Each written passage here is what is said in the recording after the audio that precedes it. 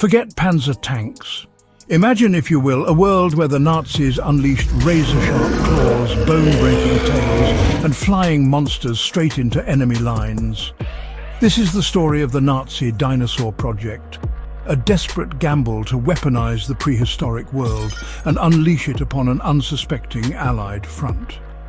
This is the story of the terrifying beasts that could have changed the course of World War II.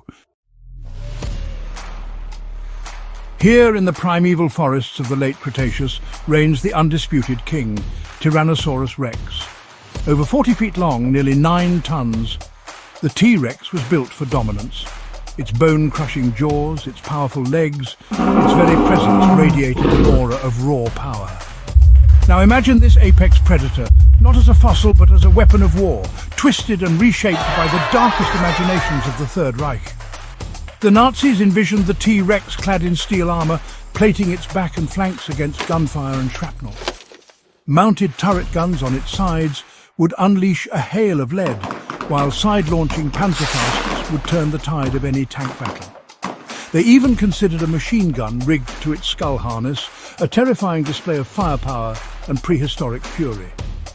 The sight of this prehistoric juggernaut, a ghost of a forgotten age resurrected for war, would shatter the resolve of even the most hardened soldier. Troops wouldn't just flee. They'd break ranks in terror, scattering like ants before a predator.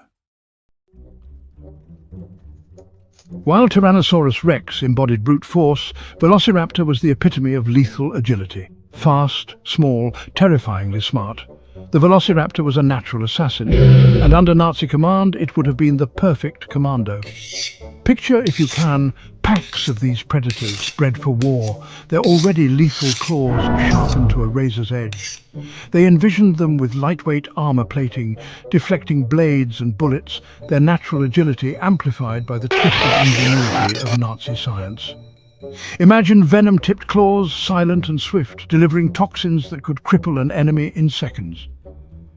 Miniature spy cameras strapped to their heads would relay intelligence back to Nazi command, turning these prehistoric predators into living surveillance drones.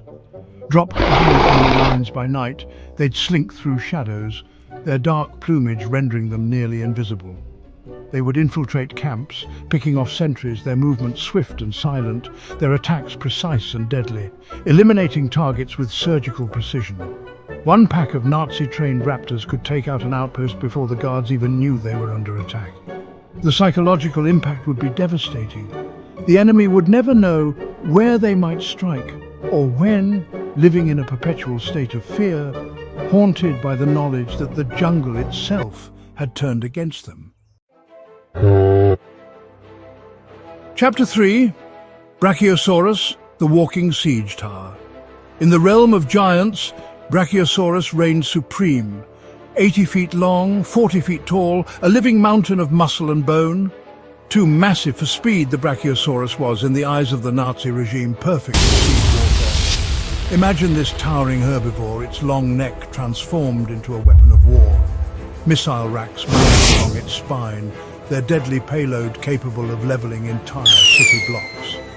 Flak cannons fixed to its shoulders, raining down explosive shells on enemy aircraft. Its very size would inspire awe and terror, a walking monument to Nazi ambition. Camouflaged in dense forests, a herd of war brachiosaurs could bombard enemy positions from miles away, flattening bunkers and shaking the ground beneath Allied boots. Entire battalions would be powerless against their might, their heaviest artillery mere pinpricks against the Brachiosaurus's thick hide.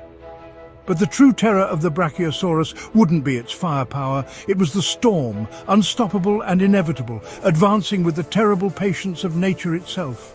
Each step a quake, each tail swing a wrecking ball.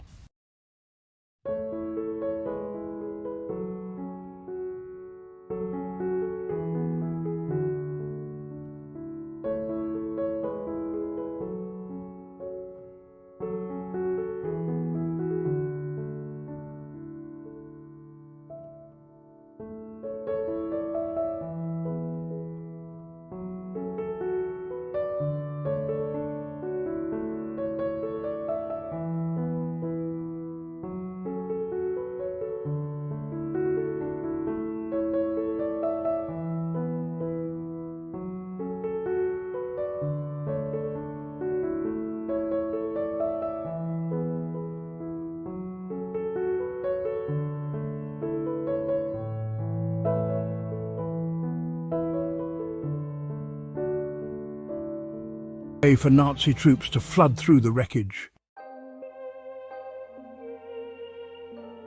Chapter 5. Pteranodon, the Luftwaffe's prehistoric terror. Though not technically a dinosaur, Pteranodon, with its 20-foot wingspan and razor-sharp beak, was a creature out of a nightmare. The Nazis saw in this prehistoric flyer the potential to rule the skies. Imagine swarms of pteranodons, their bodies modified to carry the deadly payloads of war.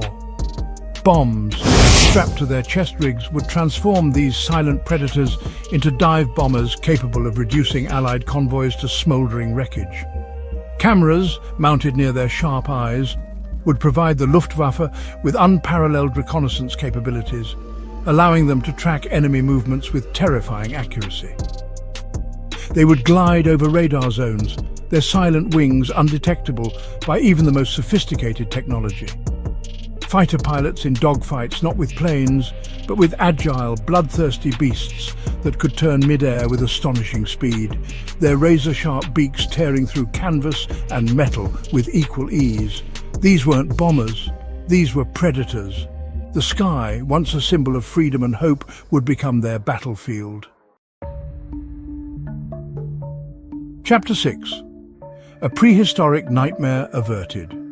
The Nazi dinosaur project, thankfully, never progressed beyond the fever dreams of a dying regime. While the idea of dinosaurs resurrected as weapons may belong to the realm of myth, conspiracy, and pulp fiction, it reveals something real: how desperation in war breeds imagination, no matter how outlandish or terrifying.